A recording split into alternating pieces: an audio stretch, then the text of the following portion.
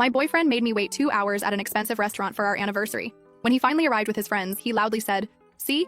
Told you she'd still be here like a pathetic puppy." They all laughed. We'd been together 3 years and I'd just paid off his car loan. I smiled, ordered another drink. This morning, my phone shows 78 missed calls and his belongings are in garbage bags at the dump. Randy and I met 3 years ago when my apartment flooded after my upstairs neighbor left their bathtub running all weekend. Who does that?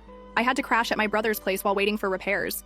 And Randy was the plumber assigned to fix everything. He kept finding new problems every time he came by, which I now realize was just his way of seeing me more LOL. Back then, I thought it was cute.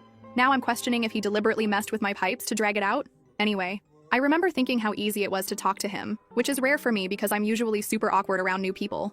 Fast forward to year 1, things were pretty great. We moved in together after 8 months. Too fast, I know, because his lease was ending and it just made sense financially.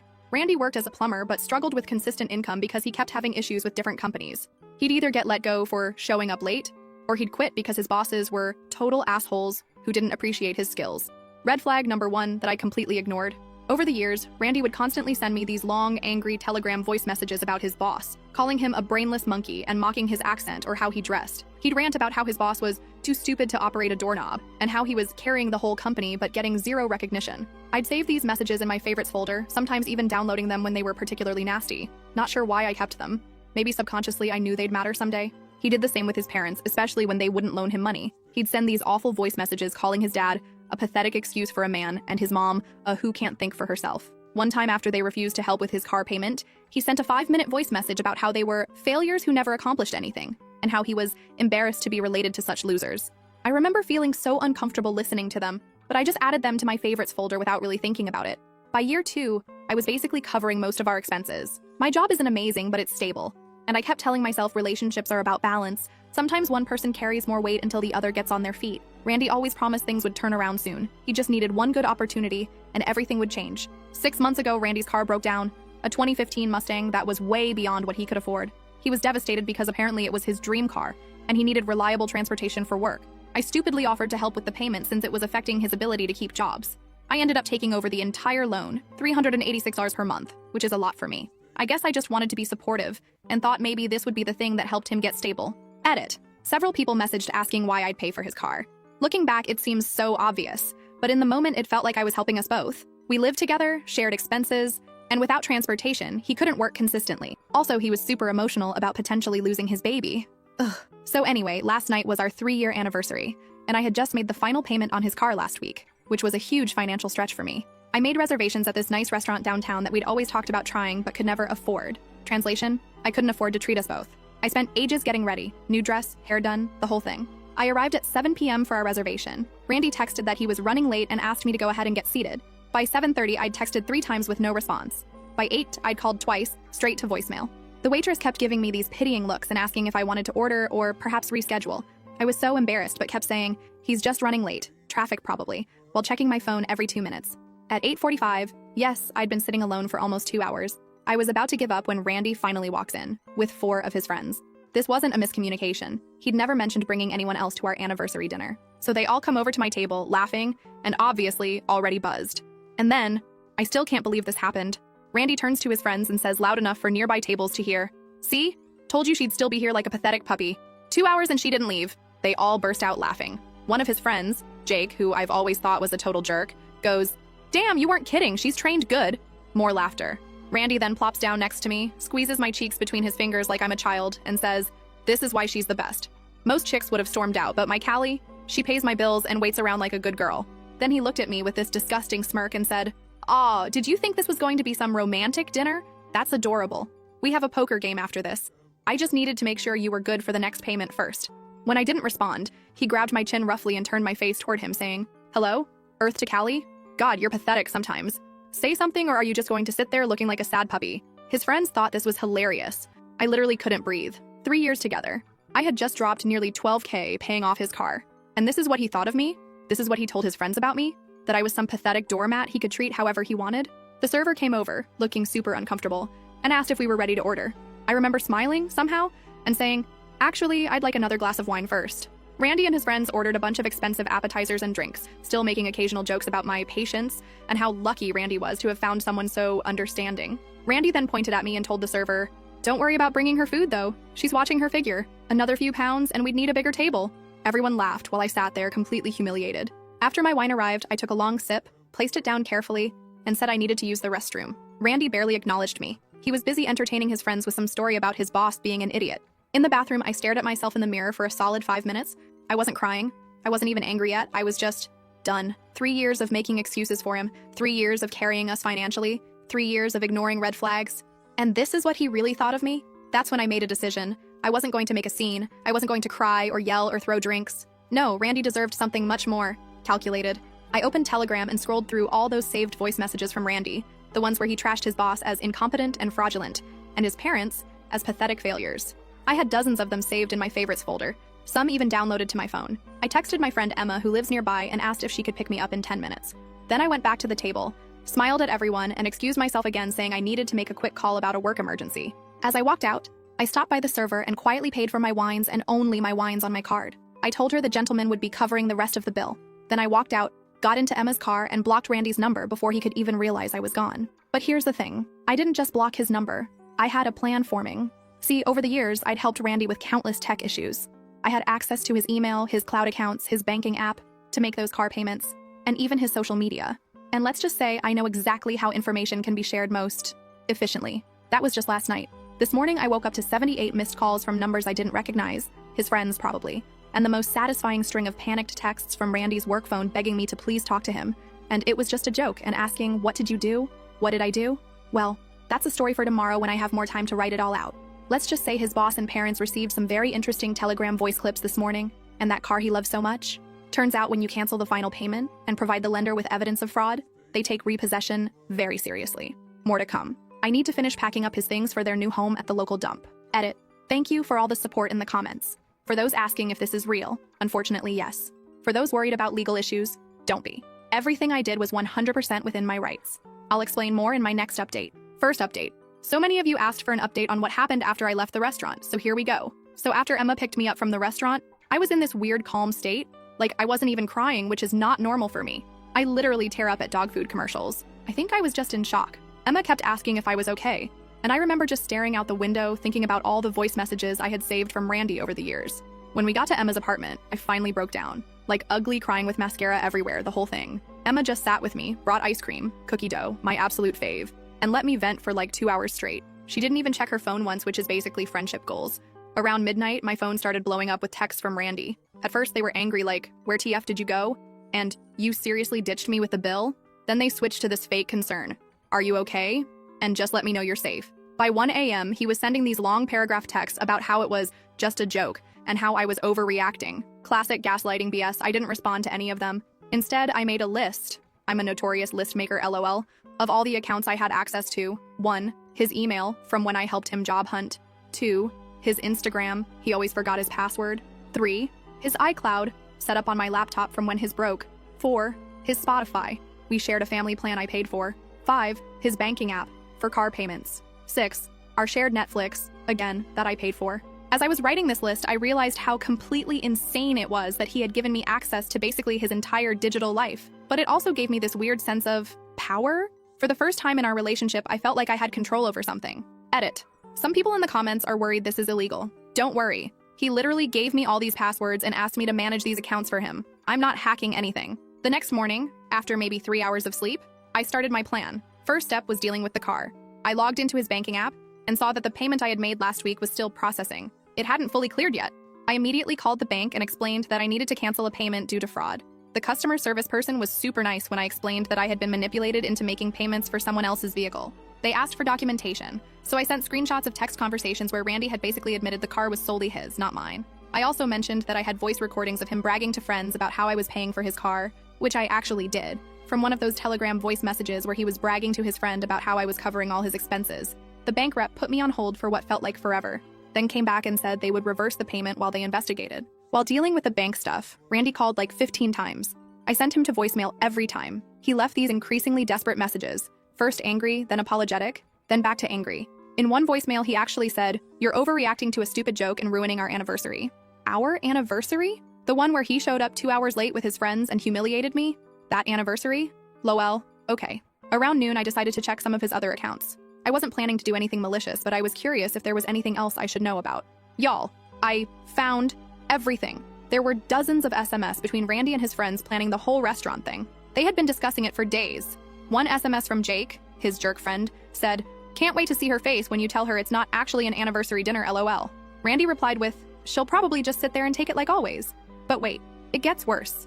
As I kept scrolling, I found emails with some girl named Amber from his work, flirty emails, with pictures, dating back months. Nothing explicitly saying they were hooking up, but definitely crossing lines. One message from just last week had the subject line "after work" with just a winky face emoji in the body. At this point, I was shaking. 3 years of my life, thousands of dollars, all the support and patience I had given him, and this is how he repaid me. I took a break and made some coffee, spilled it everywhere because my hands were literally shaking. Emma had gone to work but kept texting to check on me. I sent her a quick "I'm fine" text and went back to my investigation. Next, I opened his Google Drive through his email. He had a folder called Voice Notes where he kept recordings of calls and conversations. Mostly work stuff, but then I found a recording from 3 months ago of him and Jake laughing about how I was basically his sugar mama, and how he was just keeping me around until something better comes along. I had given him everything, and he had been laughing behind my back the entire time. So I made another list. 1. Send voice clips to his boss, the ones where he calls him an incompetent idiot. 2. Send voice clips to his parents, where he calls them failures and pathetic. 3. Cancel all shared subscriptions. 4. Pack up his stuff. 5. Change all my passwords and lock him out of my accounts. The voice messages were easy.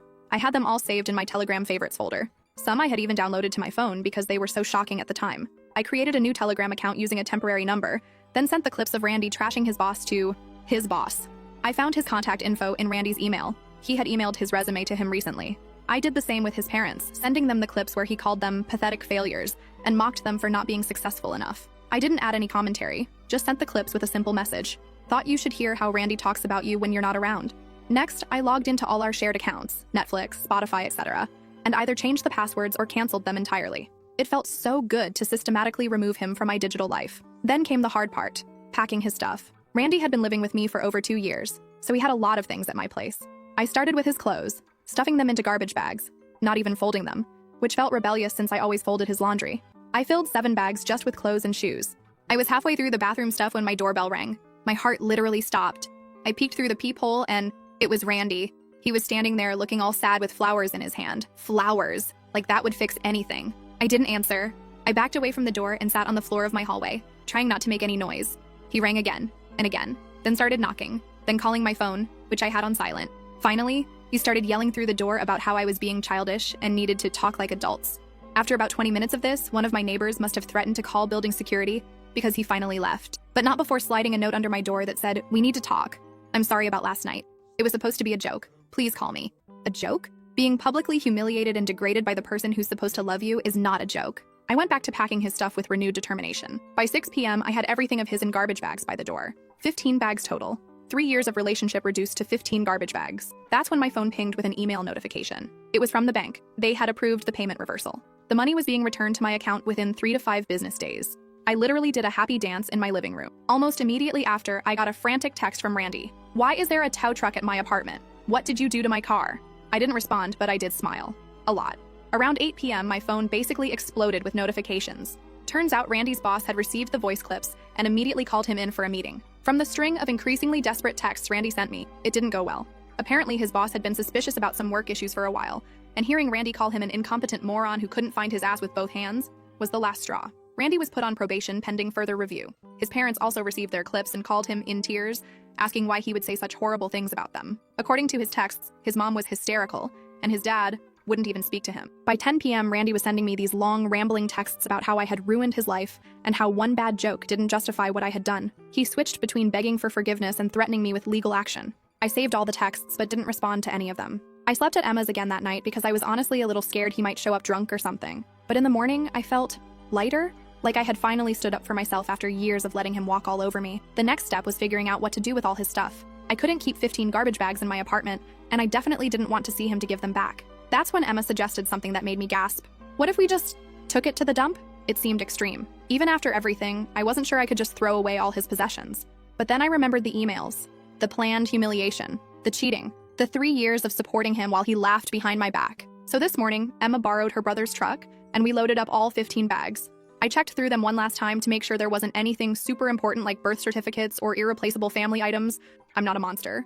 Then we drove to the local dump and, well, we dumped it. I'm not going to lie. Watching the garbage truck compact all his designer clothes and stupid video game collectibles was surprisingly therapeutic. As we were driving back, Randy called from a number I didn't recognize. I'm guessing he borrowed a phone since I had blocked his. I didn't answer, but he left a message saying his car had been repossessed and he needed to get his stuff from my place to at least have something to wear to work tomorrow. Too late, Randy. Too late. I'm back at my apartment now. It feels weirdly empty without all his things, but also peaceful. I changed all the locks today. My landlord was super understanding when I explained the situation. I know some people might think what I did was extreme, but after 3 years of putting him first and being treated like a doormat, it felt like exactly what he deserved. More updates to come as the fallout continues.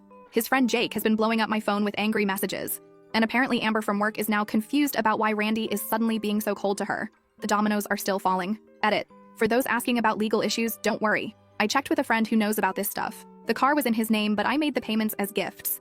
I was never legally responsible for it. Plus, I kept all the really important documents I found. I'm not that petty, LOL. Second update. Y'all are literally the best. The support on my last post was insane, and so many of you wanted another update. So here's the tea on everything that's happened in the past week since Randy's belongings found their new home at the local dump, LOL. So anyway, the morning after the dump trip, I woke up to this weird scratching sound at my apartment door. Like, not loud enough to be knocking, but definitely someone was there.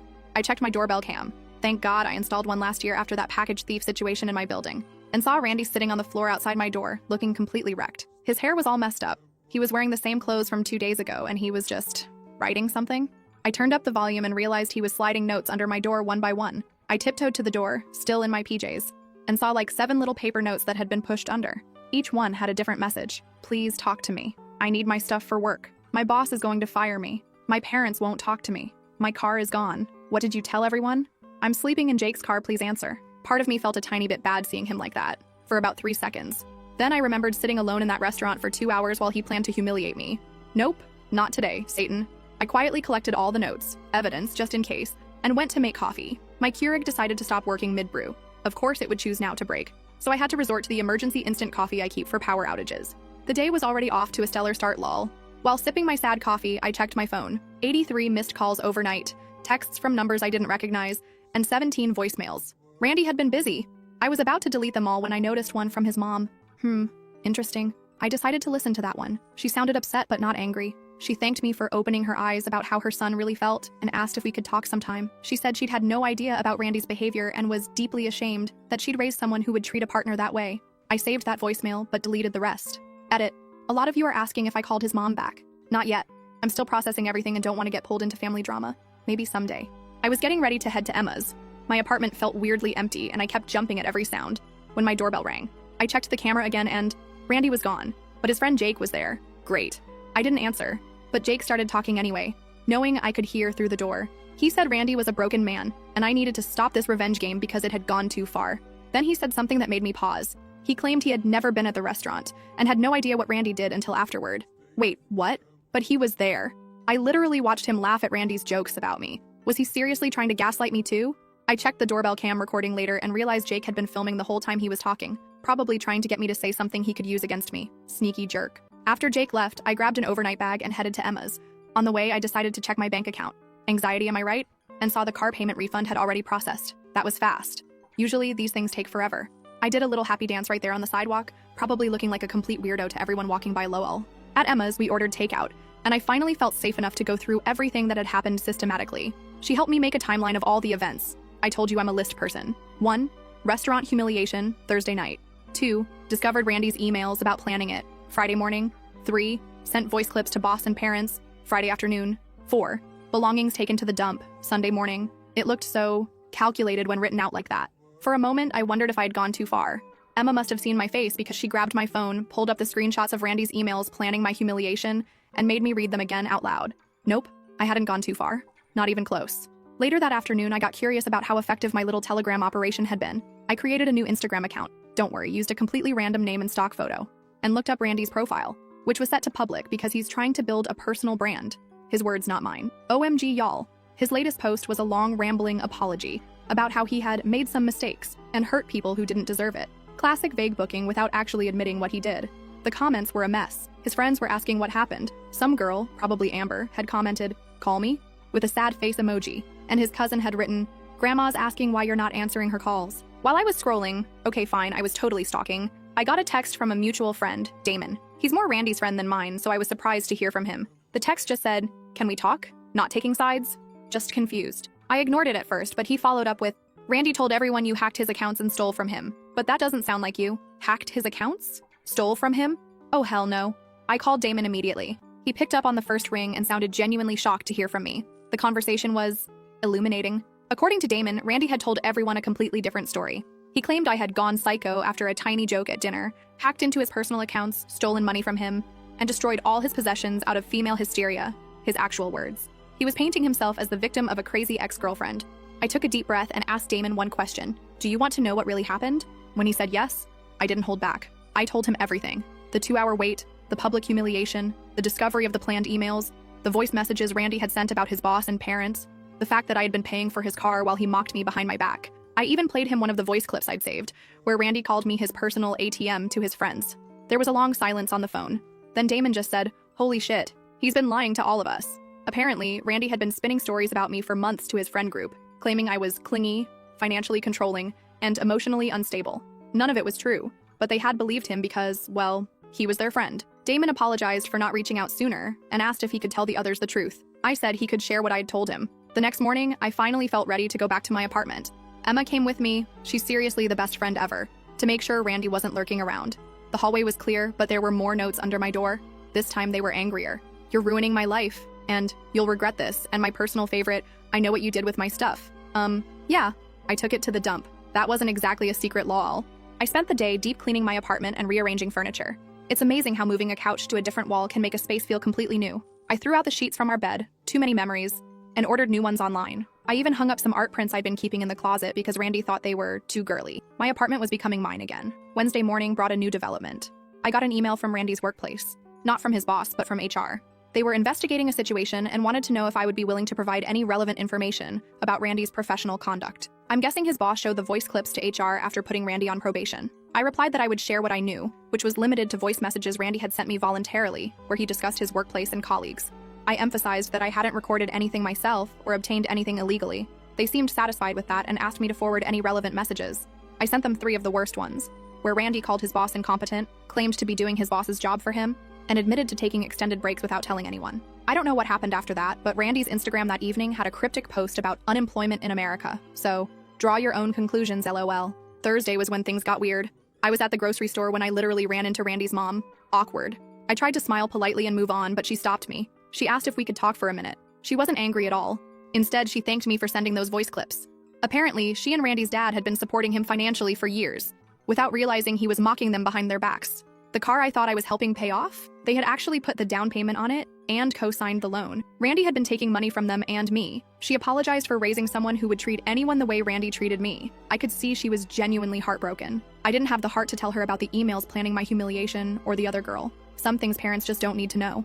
When I got home, there was a package outside my door. No notes this time, just a small Amazon box. I was nervous to open it, thinking it might be some weird gift from Randy. But inside was a Starbucks gift card and a note from my neighbor across the hall thanking me for finally getting rid of that loud jerk. Apparently, Randy would blast music when I wasn't home and had been rude to several neighbors. Who knew? Last night, exactly 1 week after the restaurant incident, I finally changed all my social media to private and blocked Randy's new accounts. He's created 3 since I blocked his original ones. I also changed my phone number, which I'd been putting off because it's such a hassle, but it was worth it for the peace of mind. And then this morning, drumroll please, I got a letter from the car loan company confirming that the loan had been terminated and the vehicle repossessed. They included photos of the car being towed from outside Jake's apartment, where Randy has apparently been crashing. The letter stated that due to the evidence provided regarding fraudulent representation, they wouldn't be pursuing any further action against the loan was Randy's problem now. Emma called to check on me and asked if I felt bad about any of it. I thought about it for a minute and realized I don't. Not even a little bit. Randy spent 3 years taking everything he could from me. My money, my time, my self-esteem. All I did was show everyone who he really is, using his own words and actions. So what's next? I've started putting the car payment money into a savings account instead. And I'm considering adopting a cat from the local shelter. Something Randy would never allow because he claimed to be allergic. He wasn't. I once found antihistamines in his gym bag that he'd take before visiting his cat-owning parents. As for Randy, last I heard from Damon, he's still staying on Jake's couch, still doesn't have a job, his car is gone, his stuff is gone, and his reputation is in shambles. All because he couldn't resist publicly humiliating the one person who had been supporting him for years. Play stupid games, win stupid prizes, I guess. Edit. Thanks for all the support, everyone. To address some common questions. 1. No, I don't think I'll ever speak to Randy again, not even for closure. 2. Yes, I did check with a friend who knows legal stuff. Everything I did was within my rights. 3. No, I didn't keep anything of his except important documents, which I'll mail to his parents. 4. Yes, I'm thinking of changing the locks again because I'm paranoid he made copies. 5. I'll update again if anything major happens, but hopefully this chapter of my life is closed. Edit 2. Several people have asked about the voice messages and how I sent them. I didn't do anything complicated.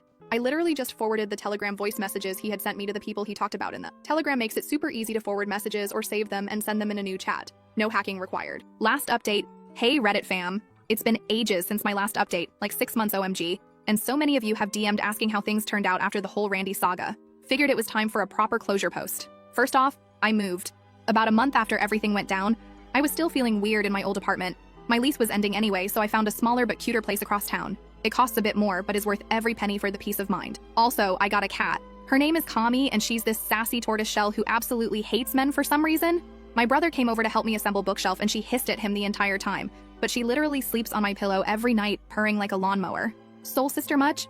I've been saving the car payment money that used to go to Randy's Mustang, and it's added up to over $2,300. I'm using some of it for a solo trip to Portland next month. I've never traveled alone before, and I'm nervous but also super excited. Characters, 10-15. Now for the Randy updates, because I know that's what most of you are here for LOL. About a month after my last post, Randy lost his job completely. Not because of the voice messages I sent, though those didn't help, but because he kept showing up late and apparently had a meltdown in a team meeting. I know this because his mom still texts me occasionally. We've developed this weird, not friendship exactly, but mutual respect. Randy moved back in with his parents for a while, but according to his mom, that didn't last long. He kept breaking their house rules, coming home drunk at 3 a.m., not helping with anything, being rude to them. So they gave him an ultimatum: get a job and contribute or move out. He chose to move out and is now apparently crashing on various friends' couches, though his friend circle has shrunk dramatically. His car was sold at auction by the loan company, and get this, it sold for less than what was still owed on it, so he still has to make payments on a car he doesn't even have anymore. His mom said he tried to blame me legally for this, but his own lawyer told him he didn't have a case, since the payments I made were considered gifts, and I had evidence of his fraud. The girl from his work, Amber, is now apparently his girlfriend, though from what I've heard through mutual friends, it's super toxic. She found out he was talking to other girls on Tinder while with her, but took him back anyway. They've broken up and gotten back together like 4 times already. Poor girl is where I was 3 years ago, and I genuinely hope she figures it out faster than I did. Oh, I almost forgot the weirdest part of this whole saga. 3 months ago, Randy's brother reached out to me on Instagram. We'd only met like twice during my relationship with Randy, so it was super random. He apologized for his brother's behavior and then asked me out. I was like, sir, this is not appropriate LOL. I politely declined and blocked him too. Some people have zero self-awareness, I swear. I added up approximately how much I spent on Randy over our 3 years together. Between the car payments, covering rent when he was between jobs, paying for most of our dates, and various loans that were never repaid. And it came to over $30,000. That's a down payment on a house. I could have traveled the world. I could have paid off my student loans. Instead, I funded the lifestyle of someone who called me a pathetic puppy to my face. Edit. Some people in the comments are saying I went too far by getting him fired and sending stuff to his parents. First, I didn't get him fired. His own words got him fired. Second, if you're still defending him after he planned and executed a public humiliation of someone who supported him for years, maybe examine why that is. Some of you have asked if I would ever consider talking to him again for closure or whatever. The answer is no. I don't need to hear his excuses or his side of the story. My closure came when I walked out of that restaurant 6 months ago. Everything since then has just been confirmation that I made the right choice. So that's where things stand, Reddit. If you take anything from my story, let it be this. When someone shows you who they are, believe them the first time. And if they call you a pathetic puppy, take their car and dump their stuff at the local landfill. That's just a joke, mostly.